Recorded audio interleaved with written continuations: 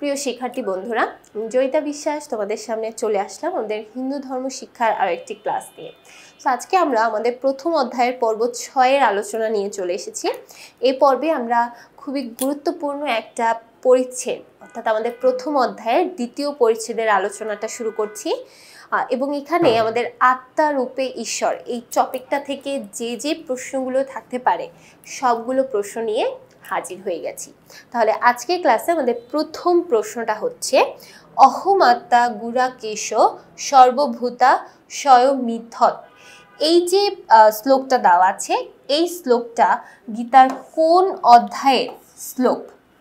এই শ্লোকটা গীতার 10ম অধ্যায়ের একটা শ্লোক। অহমাত্মা গুড়াকেশ সর্বভূতা স্বয়মিথৎ। তারপর 145 আদি বলতে কি বোঝায়? আদি বলতে সাধারণত পুরাতনকে বোঝানো হয়। তো এখানে যে অপশনগুলো আছে সেগুলোর মধ্যে যদি আমরা বলতে চাই তাহলে আদি বলতে এই পৃথিবীতে জীব এবং জগতের উৎপত্তিটাকে বোঝানো হয়েছে, যখন থেকে এর উৎপত্তিটা হয়েছে সেটাকে বোঝানো হয়েছে। 146 বৃক্ষের মধ্যে প্রাণরূপে কে বিরাজিত? বৃক্ষের মধ্যে প্রাণরূপে ঈশ্বর সর্বদা বিরাজিত। 147 জীব কে সৃষ্টি করেছেন? অবশ্যই জীব সৃষ্টি করেছেন ব্রহ্ম, বা এটাকে আমরা ঈশ্বরও বলতে পারি। আবার দেখো প্রশ্নের মধ্যে কিন্তু ঈশ্বরও থাকতে পারে, ঠিক আছে? তাহলে অ্যান্সারটা হবে কি ব্রহ্ম বা ঈশ্বর। 148 প্রকৃতির সৌন্দর্য বলতে কার সৌন্দর্যকে বোঝায়? প্রকৃতির সৌন্দর্য বলতে আমরা কি বুঝিয়ে থাকি? আমরা বুঝিয়ে থাকি ঈশ্বরের সৌন্দর্যকে, অর্থাৎ এই প্রকৃতিতে তো ঈশ্বরই বিরাজমান থাকে সব সময়, তাই প্রকৃতির সৌন্দর্য মানে ঈশ্বরের সৌন্দর্য। 149 জীবদেহের ভেতর যে জীবন আছে তা কিসের অংশ? জীবদেহের ভেতর যে জীবন আছে সেটা পরমাত্মা অর্থাৎ ঈশ্বরেরই একটা অংশ। 150 আদিতে মহাবিশ্ব কি রূপ ছিল? এটা কিন্তু খুবই গুরুত্বপূর্ণ একটা প্রশ্ন। আদিতে মহাবিশ্ব ছিল অন্ধকারময়, অর্থাৎ সেখানে কোনো আলোর রশ্মি ছিল না। তারপর মহাবিশ্বে জলের আগে কি এসেছে? জলের আগে কি এসেছে? মহাবিশ্বে জলেরও আগে এসেছে আলো। আলো আসার পরে সেখানে জল, এবং এভাবে আস্তে আস্তে প্রত্যেকটি জিনিস পৃথিবীতে এসেছে।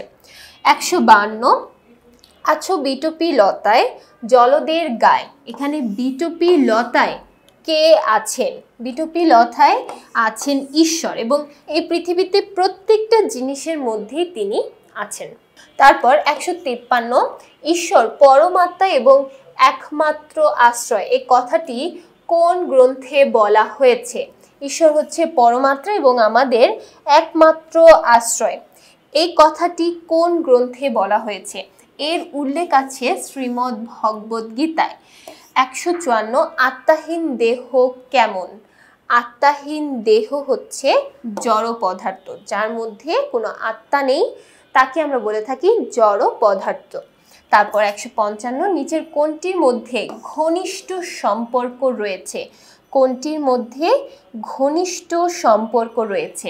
সেটা হচ্ছে দেহ এবং আত্মা। যে যখন আত্মার মধ্যে দেহ থাকবে তখনই সেটা সচল, যখন সেখানে কোনো আত্মা থাকবে না তখন সেটা জড় পদার্থে পরিণত হয়। 156 আদিতে মহাবিশ্ব কিরূপ ছিল? দেখো এখানে কিন্তু অপশনগুলো একটু ডিফারেন্স আছে। আমরা শুরুতে যে প্রশ্নটা পড়লাম তার চেয়ে অপশনগুলো একটু ডিফারেন্ট। আচ্ছা, তাহলে দেখো এখানে যেটা অ্যান্সার হবে সেটা হচ্ছে আদিতে আমাদের মহাবিশ্ব কেমন ছিল?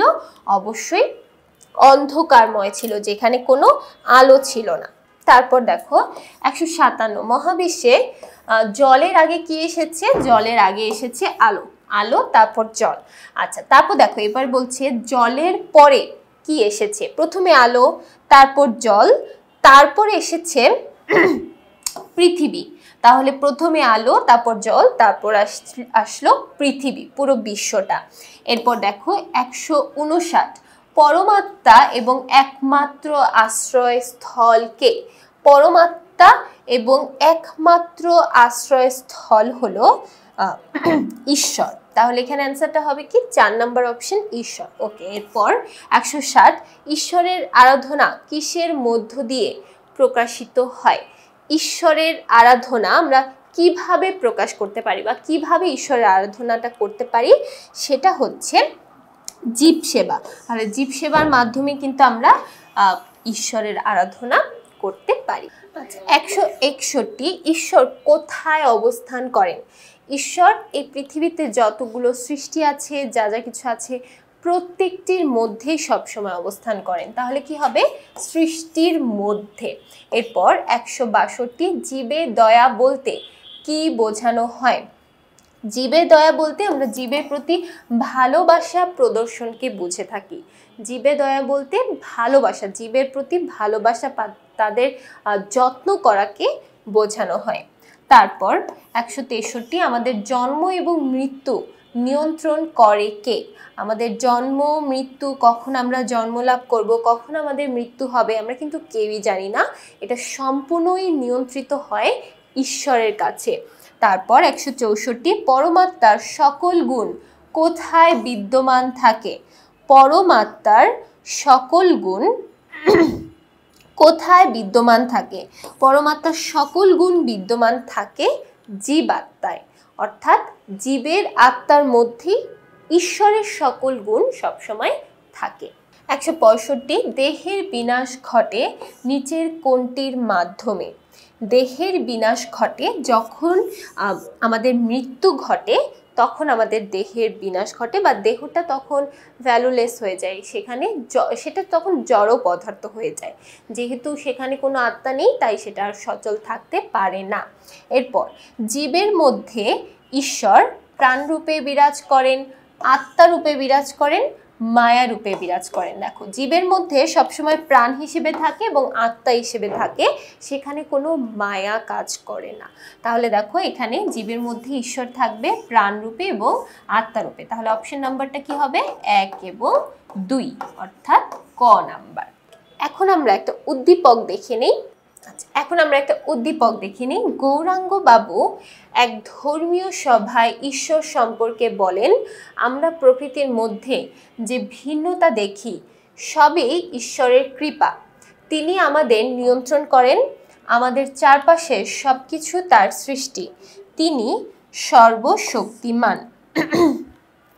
167 নাম্বার বলা হচ্ছে যে গৌরাঙ্গ বাবুর বক্তব্য অনুসারে ঈশ্বর হলেন প্রকৃতি ও পরিবেশের মধ্যে বৈচিত্র্য সৃষ্টি করেছেন, তারপর জীবদেহ নিয়ন্ত্রণ করছেন, প্রাকৃতিক সৌন্দর্য সৃষ্টি করেছেন। দেখো, ঈশ্বর কিন্তু প্রত্যেকটি কাজই করে থাকে। প্রকৃতি, পরিবেশ, এখানে যত কিছু আছে প্রত্যেকটি জিনিসের মধ্যে একটা বৈচিত্র্য কাজ করে।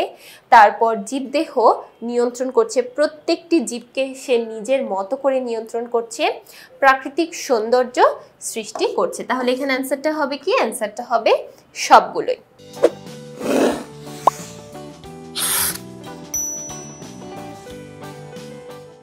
68 নাম্বার প্রশ্ন, কার কাছে ঈশ্বর ভগবান নামে পরিচিত? কার কাছে ঈশ্বর ভগবান নামে পরিচিত? সাধারণত ভক্তের কাছে ঈশ্বর ভগবান হিসেবে পরিচিতি লাভ করে। আচ্ছা, তারপর 169 নিত্য বস্তু ও নিরাকার কে? নিত্য বস্তু ও নিরাকার কে? নিত্য বস্তু ও নিরাকার হলো আত্মা। আত্মাকে আমরা নিত্য বস্তুও বলতে পারি, নিরাকারও বলতে পারি। এরপর 170 জীবের সত্তা কোনটি? জীবের সত্তা মানেই হচ্ছে আত্মা। ঠিক আছে, তাহলে জীবের সত্তা কি হবে? জীবের সত্তা হবে আত্মা। এরপর 171 আত্মা কাকে আশ্রয় করে? আত্মা সাধারণত দেহকে আশ্রয় করে থাকে। যখন দেহের মধ্যে আত্মা থাকে তখনই কিন্তু সেটা সচল হয় এবং সেটাকেই আমরা জীবাত্মা বলে থাকি। তাহলে আত্মা দেহকে আশ্রয় করে। ওকে, 172 আত্মাকে আমরা কিভাবে জানতে পারি? আত্মাকে আমরা কিভাবে জানতে পারি? আত্মাকে আমরা উপলব্ধির মাধ্যমে জানতে পারি। আমরা কিন্তু আত্মাকে কখনোই দেখতে পারি না, ধরতেও পারি না, কিন্তু সেটাকে আমরা উপলব্ধি করতে পারি। এই যে আমরা হাঁটাচলা করছি, আমরা কথা বলছি, সব কিছুই কিন্তু উপলব্ধির মাধ্যমেই বুঝতে পারছি। এই বিষয়গুলোকে কিন্তু আমরা দেখতে পারি না। তারপর 173 পরমাত্মা থেকে কি সৃষ্টি হয়েছে? পরমাত্মা থেকেই এই জীব জগৎ সবকিছুই সৃষ্টি হয়েছে। 174 জন্ম মৃত্যু মূলত কি? জন্ম মৃত্যু বলতে মূলত আমরা বুঝে থাকি সেটা হচ্ছে আত্মার দেহ পরিবর্তন, এক দেহ থেকে আরেক দেহতে স্থানান্তরিত হওয়া, এটাকেই মূলত আমরা বলে থাকি আত্মার দেহ পরিবর্তন, এবং এটাই হচ্ছে মূলত জন্ম মৃত্যু। 175 কোনটি ছাড়া জীবদেহ মৃত? আত্মা ছাড়া জীবদেহ মৃত। যখন আত্মা থাকে তখন সেটা সচল, যখন আত্মা থাকে না তখন সেটা জড় পদার্থে পরিণত হয়। আচ্ছা, এরপর চলে যাচ্ছি 176 নং প্রশ্নে। 176 ঈশ্বরের অপর নাম কি? ঈশ্বরের অপর নাম হচ্ছে পরমাত্মা। ঈশ্বরের অপর নাম পরমাত্মা, আমরা পরমাত্মাও বলে থাকি। 177 আত্মা যখন নিজের মধ্যে অবস্থান করেন তখন আমরা তাকে কি বলে থাকি? পরমাত্মা। আত্মা যখন নিজের মধ্যে থাকবে তখন হচ্ছে সেটা পরমাত্মা, এবং সেটাই হচ্ছে ঈশ্বর। 178 দেহ ও আত্মার মধ্যে কিরূপ সম্বন্ধ আছে? দেহ এবং আত্মার মধ্যে ঘনিষ্ঠ বা নিবিড় সম্পর্ক আছে। আচ্ছা, যেহেতু এখানে আমাদের নিবিড় কথাটা দেওয়া আছে, আমরা নিবিড় কথাটা লিখব। ঘনিষ্ঠ এবং নিবিড় কথাটার পার্থক্যটা একটু বলি। ঘনিষ্ঠ বলতে একদম কাছাকাছিকে বোঝানো হয়, আর নিবিড় বলতে বোঝানো হয় কিছুটা। ঠিক আছে, তাহলে দেখো দেহ এবং আত্মা এই দুইটা পাশাপাশি একটা বিষয়, তো এখানে আমরা নিবিড় কথাটাই অ্যান্সার করব। এবং বইয়ের মধ্যে যদি তোমরা একটু খেয়াল করো দেখবে পাঠ্যপুস্তকে কিন্তু নিবিড় কথাটাই দেওয়া আছে। ঘনিষ্ঠ সম্পর্ক আমরা সাধারণত দুইজন মানুষ বা দুইজন ব্যক্তির মধ্যে বলে থাকি, যেমন দুইটা বন্ধুর মধ্যে আমরা ঘনিষ্ঠ বলে থাকি। কিন্তু যেহেতু এখানে আত্মা এবং দেহ দুইটা আলাদা বিষয়কে আমরা বোঝানোর চেষ্টা করছি, তাই বিষয়টা যখন বলবো তখন আমরা নিবিড় সম্বন্ধ আছে বলবো। দুইটা কথা কিন্তু প্রায়ই এক, এবং দুইটা কথাকে আমরা কিভাবে লিখতে পারি, যেহেতু এখানে দুইটা বিষয়কে বোঝানো হয়েছে তাই আমরা নিবিড় কথাটাকেই এখানে লিখতে পারি। তারপর 179 আত্মাহীন দেহ কি? আত্মাহীন দেহ আসলে জড় পদার্থের মতো হয়ে যায়। আত্মাহীন দেহর মধ্যে আসলে কোনো প্রাণ থাকে না এবং সেটা সচলও হতে পারে না। তাহলে এখানে অ্যান্সার হবে কি? জড় পদার্থ বা শুধু জড়। আচ্ছা, এরপরে 180 পরমাত্মা জীবের মধ্যে কি রূপে অবস্থান করেন? পরমাত্মা জীবের মধ্যে সবসময় আত্মা রূপে অবস্থান করে থাকে। 181 নন্দলাল বাবু এক মনে এক ধ্যানে ঈশ্বরের সাধনা করে যোগী হয়েছেন, তার কাছে ঈশ্বরের পরিচয় কি? যেহেতু যোগী বলা হয়েছে, আমরা জানি যোগীর কাছে ঈশ্বর হচ্ছে পরমাত্মা, তাহলে এখানে অ্যান্সার হবে পরমাত্মা। 182 আত্মাহীন দেহ হচ্ছে নিষ্ক্রিয় এবং জড় পদার্থ। যেখানে আত্মা নেই আমরা সেখানে জীবাত্মা বলতে পারি না, তাহলে এখানে অ্যান্সার হবে প্রথম দুইটা অপশন, অর্থাৎ নিষ্ক্রিয় এবং জড় পদার্থ। পরবর্তী 183 নং প্রশ্ন, দেহহীন আত্মা তেজদীপ্ত, নিশ্চল এবং নিষ্ক্রিয়। তেজদীপ্ত বলতে বোঝানো হয় যেখানে তেজ বা শক্তি পাওয়ার এই বিষয়গুলো বিরাজমান। তো যখন সেখানে দেহর মধ্যে যখন আত্মা থাকবে না তখন সেখানে কিন্তু কোনো শক্তি বা কোনো পাওয়ার কিছুই থাকবে না, তখন সেটা নিশ্চল অর্থাৎ যেটা চলমান নয় এমন হয়ে যাবে এবং নিষ্ক্রিয় হয়ে যাবে, যেটার কোনো কার্যকারিতা আসলে থাকবে না। তাহলে অ্যান্সারটা কি? অ্যান্সার হবে নিশ্চল এবং নিষ্ক্রিয়। আচ্ছা, এরপর আমরা একটা উদ্দীপক দেখি। এখানে বলছে গত মাসে রাহুলের ঠাকুরমা স্বর্গীয় বাস হয়েছেন। এই ঘটনা থেকেই তার মনে আত্মা সম্পর্কে জানার কৌতূহল তৈরি হয়। তার এই উপলব্ধি বুঝতে পেরে বন্ধু পলাশ বলে বাসাংশী জীর্ণানি যথা বিহায় নবানী গৃহান্তি নরহ পরাণী। আচ্ছা, এই যে শ্লোকটা এখানে দেওয়া আছে এই শ্লোকটা কিন্তু আমাদের গীতার একটা অন্যতম শ্লোক, এবং এইটা কিন্তু গীতার শ্রীমদ্ ভগবদ গীতায় উল্লেখ করা হয়েছে। শ্রীকৃষ্ণ অর্জুনকে বলেছিলেন। তো এখন আমাদের প্রশ্ন হচ্ছে উদ্দীপকে উল্লেখিত বাসাংশী শব্দের অর্থ কি?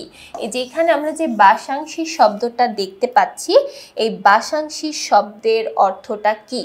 আচ্ছা, তাহলে এখানে বাসাংশী বা বাসাংশী জীর্ণানি যথা বিহায়, এই কথাটির দ্বারা আসলে কি বোঝানো হয়েছে? এই কথাটির দ্বারা বোঝানো হয়েছে যখন কোনো দেহের মৃত্যু ঘটে তখন মূলত আত্মাটা এক দেহ থেকে আরেক দেহ পরিবর্তন করে।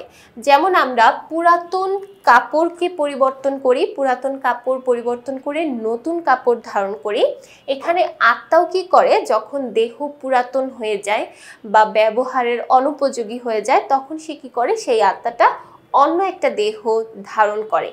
এই কথাটা এখানে বোঝানো হয়েছে। তো এখানে বাসাংশী শব্দটার অর্থ হচ্ছে কাপড়। আচ্ছা, এই শ্লোকটা কোন গ্রন্থে আছে? আমি একটু আগেই বলেছি, এই শ্লোকটা আছে আমাদের শ্রীমদ্ ভগবদ গীতা এবং এটা খুবই উল্লেখযোগ্য একটি শ্লোক। তাহলে এই ছিল আমাদের এই পর্বের আলোচনা। আশা করছি এই পর্বের প্রত্যেকটা প্রশ্নই সবাই খুব ভালোভাবে বুঝতে পেরেছো, কারো কোনো সমস্যা নেই। তাহলে পরবর্তী পর্বগুলো দেখার জন্য সবাইকে আমন্ত্রণ জানাচ্ছি। সবাই খুব ভালো থাকবে, সুস্থ থাকবে। সবাইকে ধন্যবাদ।